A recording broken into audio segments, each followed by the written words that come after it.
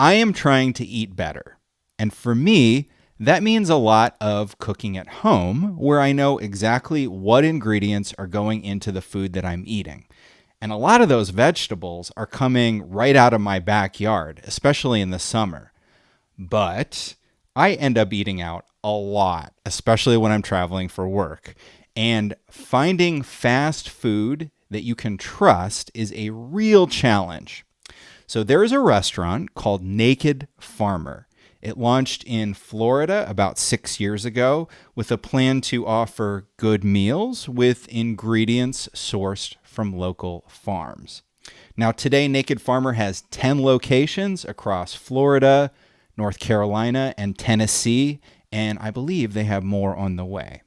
So, my question is, how does a restaurant cook up local, scratch made food across multiple locations in multiple markets in a fast casual setting? Well, we are going to find out. My guest today is Jordan Johnson, owner and founder of Naked Farmer.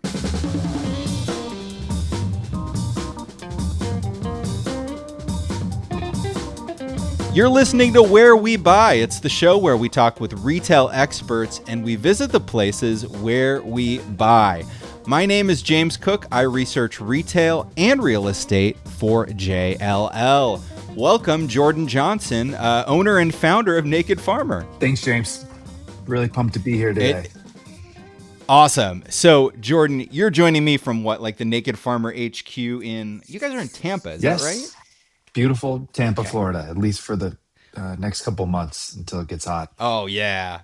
Now's the time to be in Florida. I love it. And you're Florida born and raised, is that That's right. right? Okay. So, this is perfect. So, this is kind of like a Florida story. It's very much Well, a before Florida we get into, story. Yeah. okay, Yeah. awesome. So, how would you, for the Mhm. uninitiated, how would you describe a visit to Naked Farmer? It should feel like you're eating something that was just cooked for you at someone's home, um, I love it. but done with the precision of a great restaurant. You walk in, everything's bright, the food's vibrant, and you can actually taste that it's made from real ingredients, but it doesn't feel rushed. It's convenient, but it doesn't feel compromised. We're taking fine dining culinary techniques and applying them to the speed and convenience of a fast casual restaurant.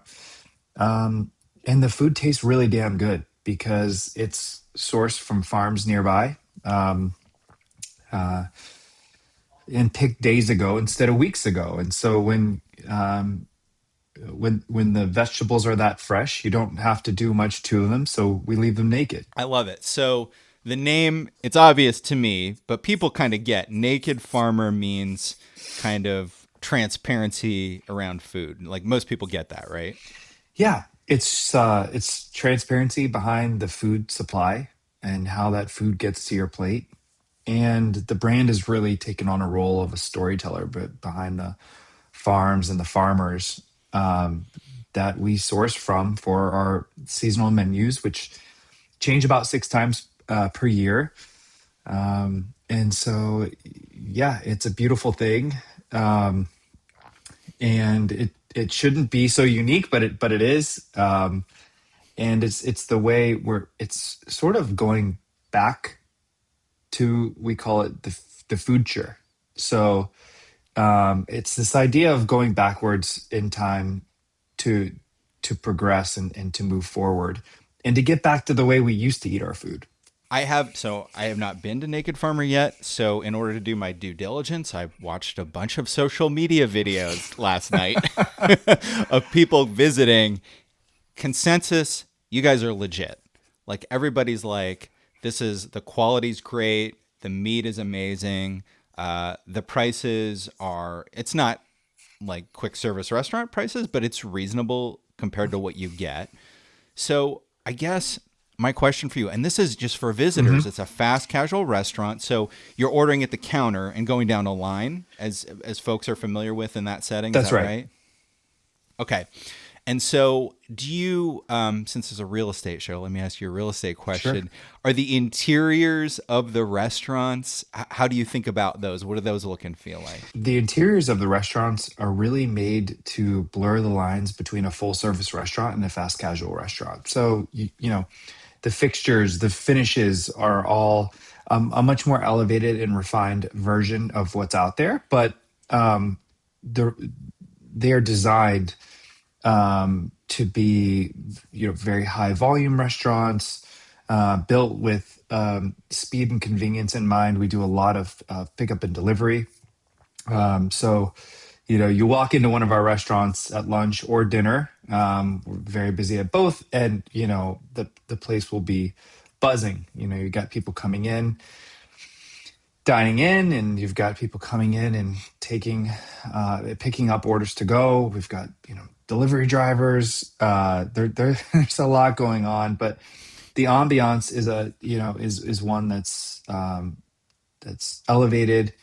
And when you walk into one of our restaurants, you see we're taking very organic materials, woods, and balancing them with more refined uh, you know stone and tiles, and it's this juxtaposition that really makes the spaces look unique.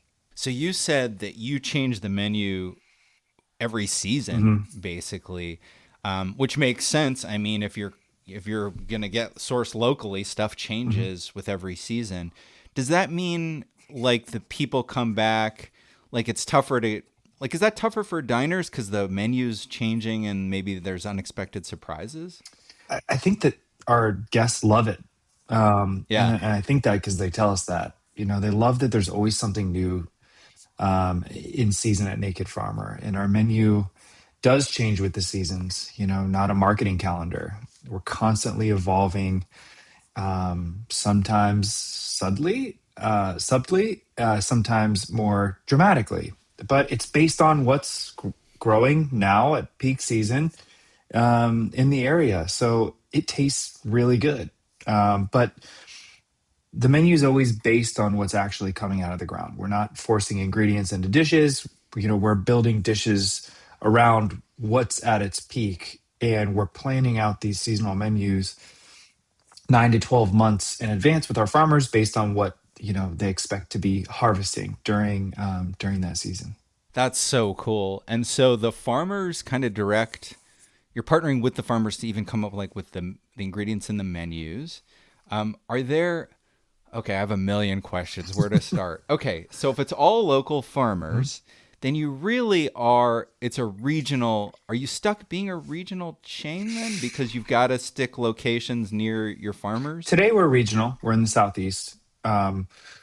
We operate restaurants in Florida and in Charlotte. We opened two in June in Nashville. You'll see us pop up in other cities across the southeast because we want to leverage our already existing direct to farm supply chain till about the first 50 locations. At that point, we'll go to another region and we'll set up a new supply chain for that region, and use that farmer network to support the mission in building a better food system in that area. So today regional, but future, think about multi regional areas, all centralizing the supply chain, from that area to supply our restaurants. Got it. So when you go into a new market, you've got to find new local farmers. Is that a challenge? Is that It is. I don't know how you go about doing. Yeah, what's that It's process look really like? hard, but it's what makes us really special. It's what makes the food really craveable. Um, so it's relationship building. It's trust building. It's delivering on your promises. We enter into contracts, supply contracts for each season with our farmers. So they can rest assured that we're going to be buying X amount of thousands of pounds of sweet potatoes or Brussels sprouts or, you know, bushels of corn for that season. And I mean, this is what it's all about. It's about propping up our local farmers so that they can ride our coattails up, as we grow, and really enriching their businesses as a way to fix the food supply system. It's broken, it's nationalized. Most of the food that we eat at restaurants is sourced from places like California, Mexico, Guatemala. They're all beautiful places, but in Florida or Charlotte, that's a really long way for food to travel to make it onto your plate. And so we're trying to change that. So it's funny because I live in the Midwest, and I can imagine, oh, if you guys wanted to come here, Mhm. there's plenty of local farms for you to source from. But I'm sure there's some regions where it just might not make sense. Or are there farm? Well, I don't know. I guess that's far off in the future. I'm sure there are some regions, Alaska might be difficult, but There you there's a go. lot of great farms in the Northeast, and really all down the East Coast. Um, the Midwest is a huge farming region. California, another one. And so, yeah, it's one of those complexities about our business that we just believe is worth it, because it wakes us up out of bed in the morning. And the question for me when I started Naked Farmer was not how many locations can we build and how much money can we make. It's how are we going to feed the planet in 100 years. And so then the pandemic hit, and then we Oh my literally gosh. saw the nationalized food supply chain break. I don't know what your grocery stores were like where you live, but here in Florida, the real food was literally flying off the shelves at the grocery stores, and you couldn't really get fresh vegetables and many Yeah. meats for a while here because everything is breaks when the transportation stops, when the planes, trains, and automobiles stop driving. But that didn't mean that the kale and the green beans stopped growing at small and medium sized farms in Florida. And so that was a proof point to me that something needs to be done. We have to make sure that our small and medium sized, mostly family owned farms are successful, because that's how that's how we eat. It's the most basic human need, right? And so that's what we're doing. We're using our restaurants to prop up our farmers in our region, and it's meaningful at 10 restaurants, and it becomes even more meaningful at 40 and 50 and 100. And so that's our story, and we're sticking with it. So let's go a little bit into the orange origin story. I did a little bit of digging. So you before you started Naked Farmer, you worked at another healthy fast casual chain, So Mhm. Fresh. So was that sort of where you got the understanding of how the business works, and also where you were like, oh, here's how I think I can do it better? Yeah, I would say working at So Fresh, it's an awesome concept, and it made me fall in love with the restaurant space. It's such an awesome business, such high energy business. Every day you're seeing people come in and out. I learned that restaurants really power neighborhoods. And then I read a book called Food Fix by Mark Hyman. And the premise of the book is how eating locally sourced food is better for the planet, it's better for our bodies. And by the way, it's better for the economy too. And I have a very addictive personality. I couldn't put the idea down. And I decided to create a brand that did exactly that. Um, and didn't just exist to name check or say we're locally sourced or seasonal, but like really really meaningfully um, move the needle on how, food is sourced and supplied in the Florida region. So we created our first location in downtown St. Petersburg, Florida. Pandemic hit. I put all my money into building this first location. I couldn't even open it. So, because the laws were changing every day. You could eat in restaurants. Now you can't. To go only, okay, dine in, but 6 feet separation. So people were just constantly like scared just to go to restaurants. So I remember thinking to myself, man, this is like probably the worst time on the planet to have thought of a restaurant idea. But we kept going. Um, we pivoted the entire company in about 72 hours when we couldn't open our physical doors to open up our digital doors. So we actually spun up a digital farmers market. So we were able to take all of these relationships that we spent about a year building, and put out a digital farmers market so you could get food. So we Hmm. got food from farm to door. So you could go That's on our awesome. website, you could go on Uber Eats, and this is in 2020 in May and June, July, and you could order a farm box or order free range chicken or grass fed beef. And so we were moving, vegetables and meats straight from the farm to the door at a time when you couldn't get this kind of food at the grocery store. And it was an incredible way to launch the business, for two reasons. One, I had nothing else to do, and I wasn't just going to sit on my couch anymore and watch the president give 2 and 3 press conferences a day, because that seemed inefficient.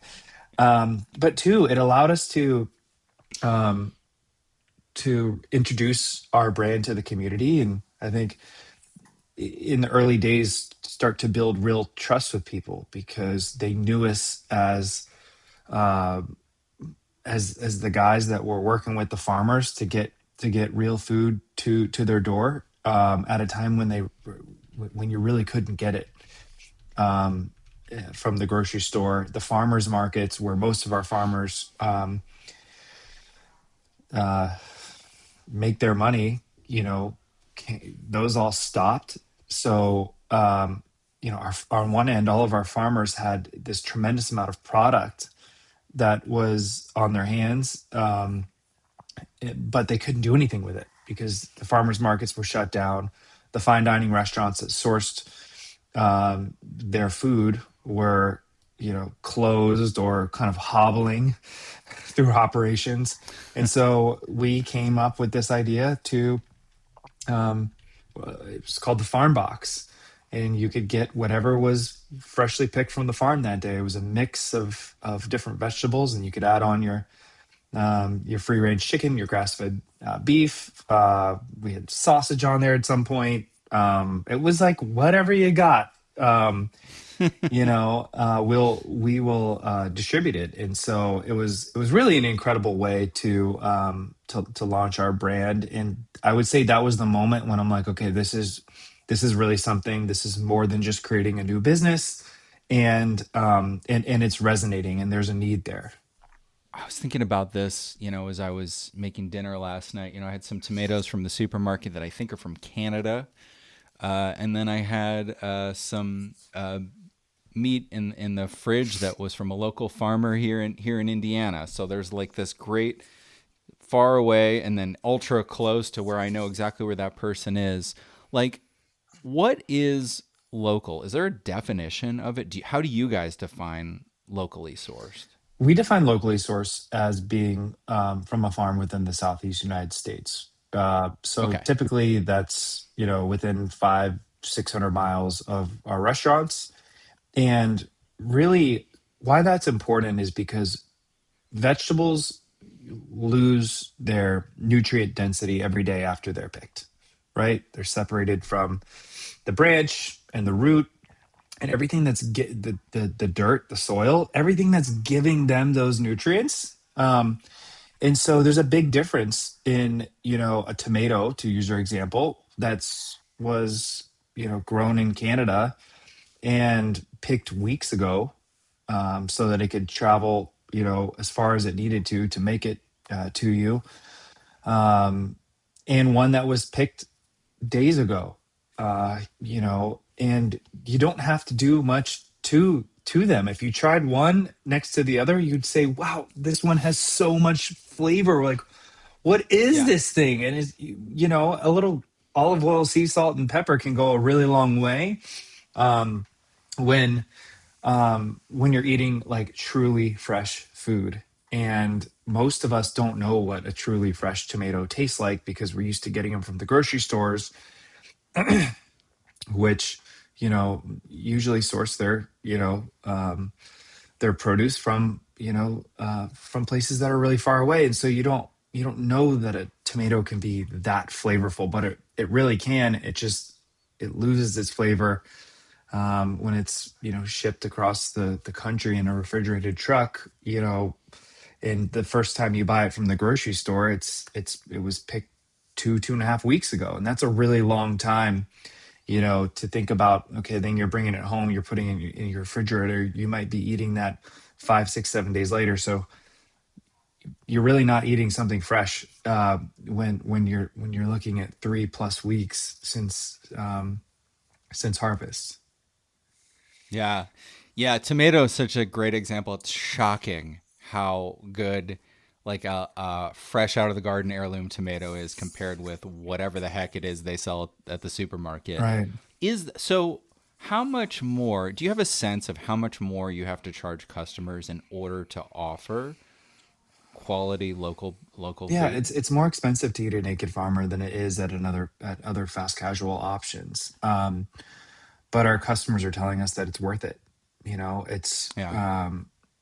we're learning now. We're getting smarter and smarter, as a society, about how, we've been lied to about food for so long. And I think there's a real commitment from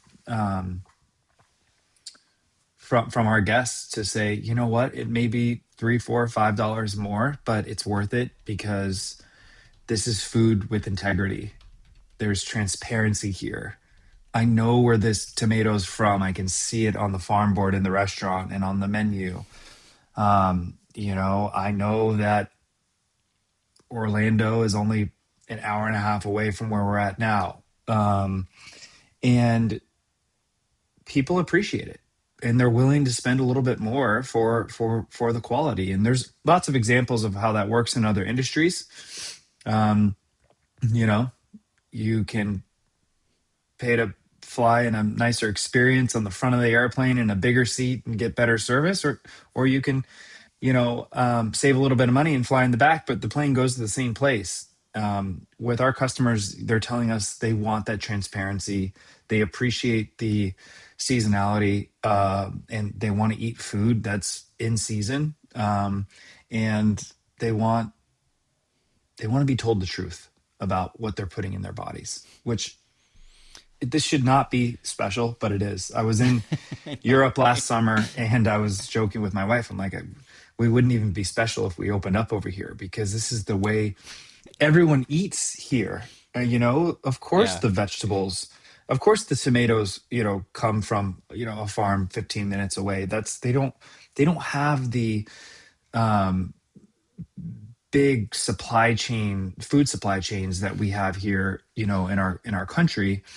And I just think that this is so important. I want people to know that you don't have to choose between food that's, fast, cheap, and unhealthy, or slow, expensive, and high quality. Um, that's why I created Naked Farmer, because you shouldn't have to have this trade off. And, you know, I felt like you had to choose. And at the same time, I had, you know, seen how disconnected we'd become from where our food comes from. And so Naked Farmer is about closing that gap, bringing farmers, chefs, and community back into the same conversation. When I was young, one of my early jobs was working in a chain kitchen, and everything was very pre-made, comes out of the freezer, from some distribution truck that comes a couple of times a week. It's very mechanized. Hmm. I would imagine that your process, you're changing your menu all the time. So you're probably having to teach new recipes to the kitchen. Do you put in a lot more work kind of behind the scenes in the kitchen because of Yes, that? there's such a culture of training and development in our organization because we're always cooking up something new in the kitchen. And so, um, we're uh, coming to the end of our winter menu and launching our spring menu. And so, about half of our menu is going to change. And these are going to be new dishes. Um, you know, Maybe some of the same ingredients that we had last year because it's growing again, but there'll be different expressions of those dishes. And so we have to do lots of work around, training our chefs and culinarians and really um, having a culture of culinary curiosity in our organization and being excited about these new menu launches, which our team is. They love it when we've got when we're cooking up new things that we're able to present to our guests and tell a story behind this item, where it's from, and the farmer and the families that are behind this delicious food that's making it onto our menu. Are you able to talk specifics about some new menu items you guys are cooking up? For this spring menu, we're going to be bringing on a few pretty cool things. The first one is our tomato caprese with tofu. Really Huh. excited about this. We have never had tofu on the menu previously. Our customers are telling us that they really want it. And tomatoes are in peak season right now, so it's going to be really delicious. Our cucumber ranch salad, cucumbers um, are in season and will be to the summer, and we've got this very light, refreshing, kind of creamy cucumber ranch salad with this delicious English cucumbers. We're doing a spring garden Oh, kimchi, which is also unique for us. We've never had kimchi on the menu before, and just this. It's this very light, fresh, slightly sweet, fermented vegetable with you know think of it like a cabbage, but it's fermented and really small batch. It's going to be it's going to be amazing. And then our green beans with crispy shallots will be coming back. C&B mm. Farms, which is kind of just south of Lake Okeechobee here in Florida.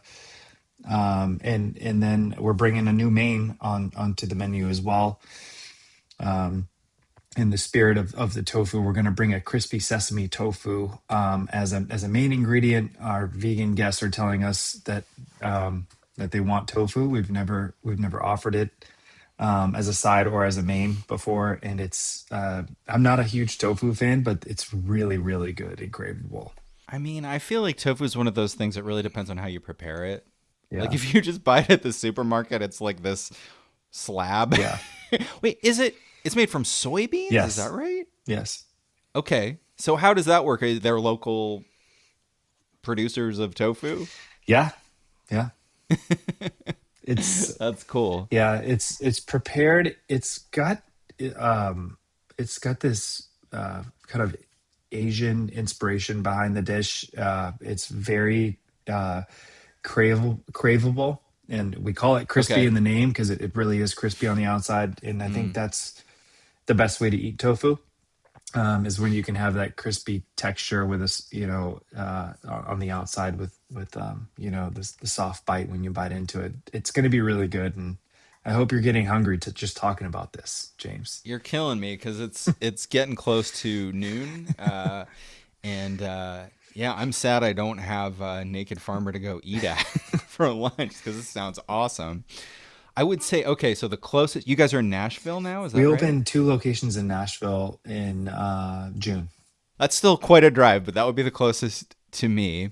When you open those new locations, Nashville's a hot market. Was it difficult to find locations, or did you feel like landlords were asking you to come? I would say recently the tables have really turned.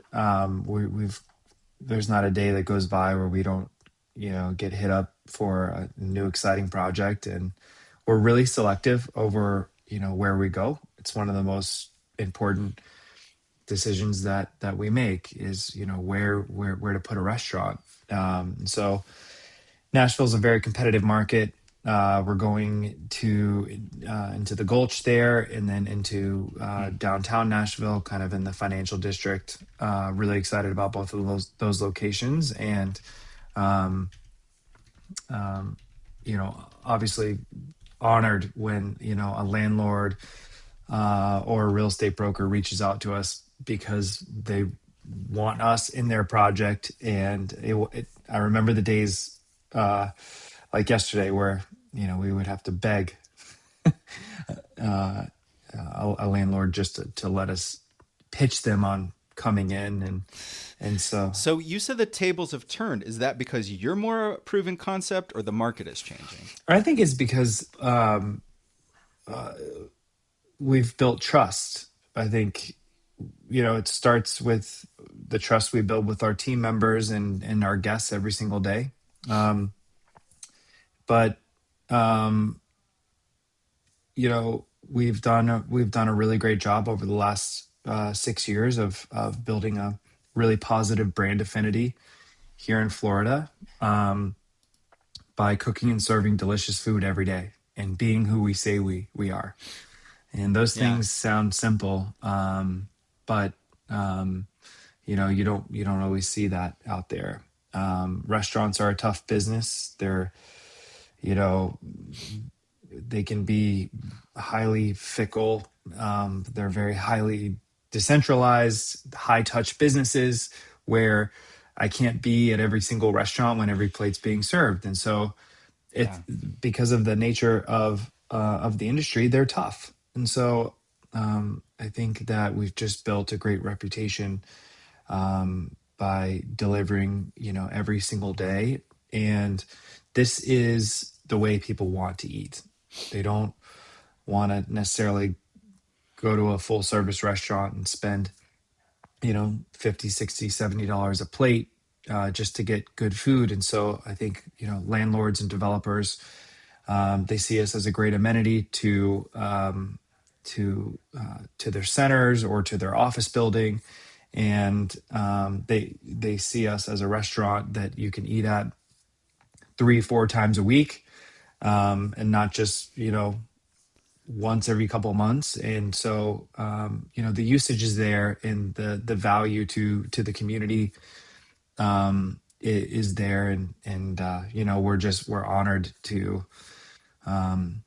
receive the reception that we get when somebody calls us and wants to bring us into their project. What's your perfect or your favorite kind of location? You mentioned office building, but do you want to be in more of a environment where people live as well? Do you have a sense of that? Yeah, we look for population density first and foremost. We want to go to where the mouths are. So we do really well in urban areas. We also do very well in suburban areas. So we look at daytime population. We look at great co-tenancy. Um, we look at, okay, where are people living? Where are they working? Where are they playing? Um, we want to be in the center of gravity of a particular project, and we want to be in the mix of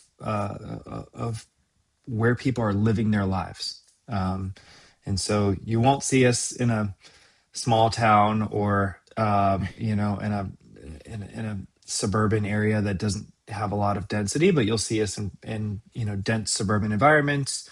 You'll see us on the bottom of office buildings. We're in the bottom of the biggest office building in Florida, in Miami, and several of our locations are on the bottom of office buildings because it's a place where office workers want to eat every day. It's that quick, healthy, delicious option that becomes their go-to.